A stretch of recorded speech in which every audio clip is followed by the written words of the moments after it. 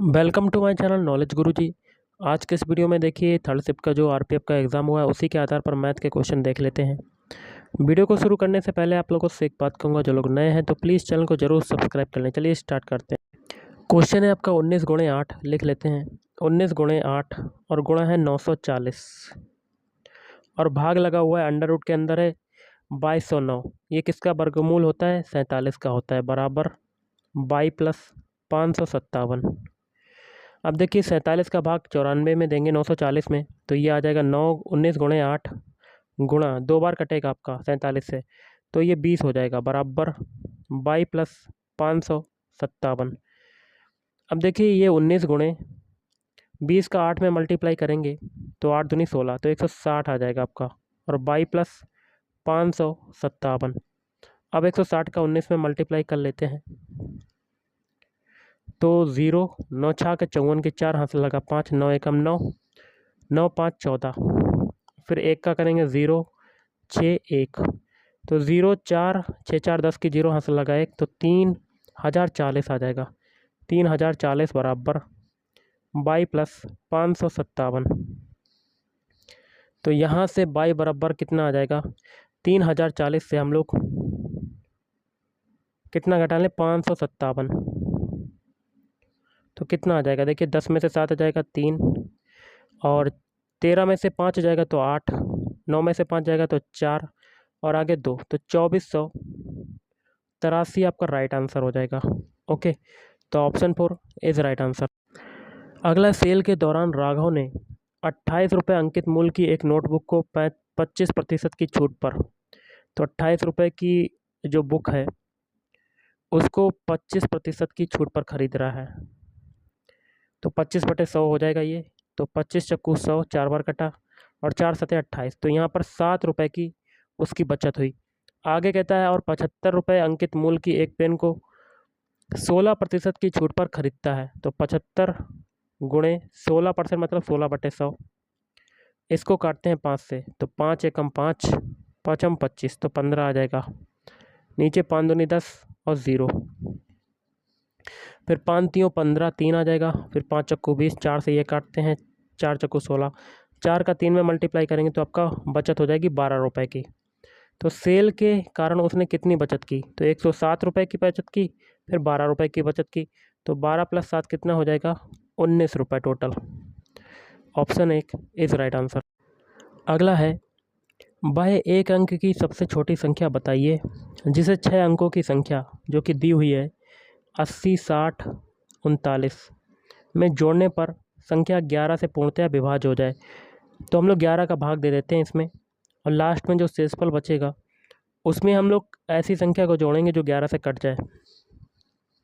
तो देखिए सबसे पहले 80 काटते हैं तो 7 बार भाग जाता है, 77 आ जाता है, तो आपका बचा 3, 6 का उतारा लिया नीचे तो 36 हो गया, तो 11 3 33 3 बार कटा, फिर 3 बच रहा है आपका, 0 का उतारा लिया, फिर 11 दूनी 22, 8 बच रहा है, फिर 3 का उतारा लिया, 11 सते 77, फिर कितना बच रहा है? 83 में से 77 जाएगा तो 6 बचेगा, फिर 9 का उतारा लिया तो 11 बचे 55, 11 छंगा 66, तो कितना बचेगा आपका? शेष 3 बचेगा। तो 11 से कटने के लिए इसमें कितना और जोड़ना चाहिए? तो 8 और जोड़ेंगे इसमें, तो आपका आंसर क्या हो जाएगा? ऑप्शन 4 8। अगला है 8 संख्याओं का औसत जो है वो है 19। 8 संख्याओं का औसत, तो 8 संख्याओं का योग कितना हो जाएगा? योग तो 19 गुणे 8 हो जाएगा।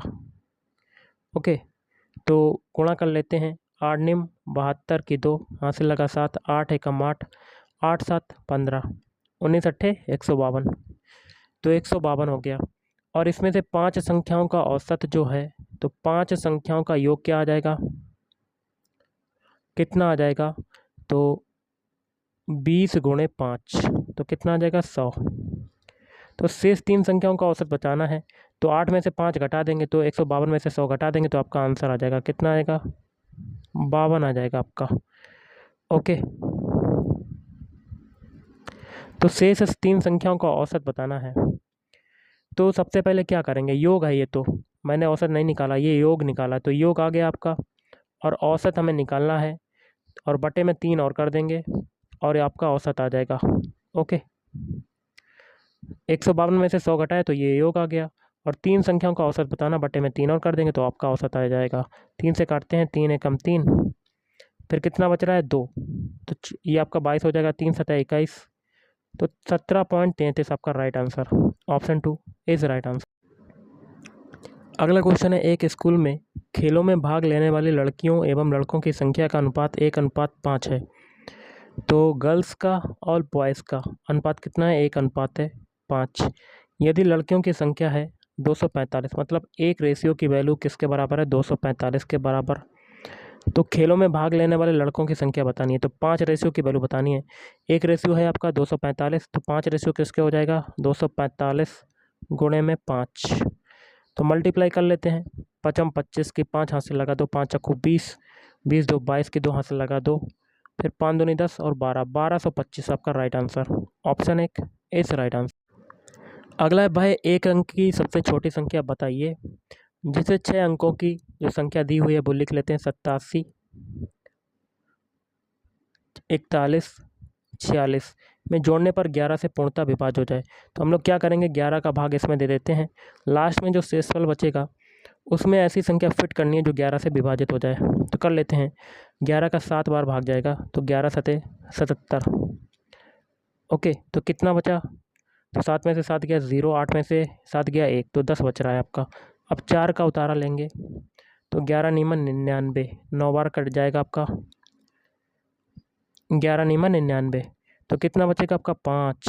अब 1 का उतारा लेंगे गाइस, तो 11 चौक 44, कितना बचेगा आपका? 7। अब 4 का उतारा लेंगे, 11 छंगा 66, कितना आपका बचेगा? 8। अब 6 का उतारा लेंगे, 11 सते 77, कितना आपका बचेगा? तो 6 और 3 कितना हो जाएगा? 9। तो कौन सी संख्या को जोड़ें जो 11 से विभाजित हो जाए एक अंक की? तो अब वो हो जाएगा 2। 9 में 2 जोड़ेंगे तो आपका 11 हो जाएगा, तो 11 से 11 विभाजित हो जाएगा। तो ऑप्शन 4 इज राइट आंसर। अगला है 50 वस्तुओं का विक्रय मूल्य। तो 50 वस्तुओं का एसपी मतलब सेलिंग प्राइस 21 वस्तुओं के क्रय मूल्य के बराबर है, तो 21 सीपी। तो हानि या लाभ प्रतिशत बताना है, तो 50 एसपी बटे 21 सीपी, या ऐसे कर सकते हैं हम लोग,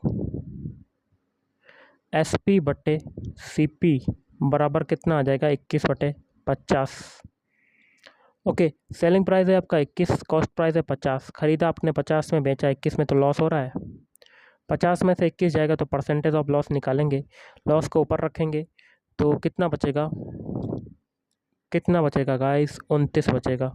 29 बटे कॉस्ट प्राइस को नीचे रखेंगे 50 और इंटू 100, इसे काटेंगे 50 दूनी 100, 2 का मल्टीप्लाई 29 में करेंगे तो आपका लॉस कितना आ जाएगा? 58%।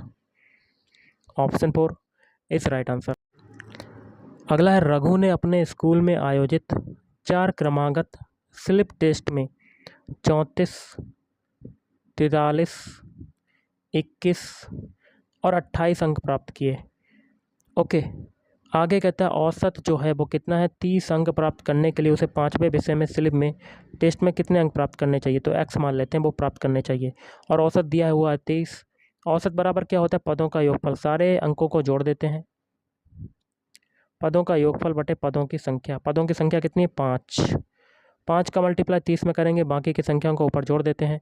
देखिए 4 3 7, 7 1 8, 8 8 16, 16 की 6 हाथ से लगा 1, 1 और 2 3, 3 2 5, 5 4 9, 9 3 12, तो 126 प्लस x बराबर 5 15, तो 150 आ जाएगा।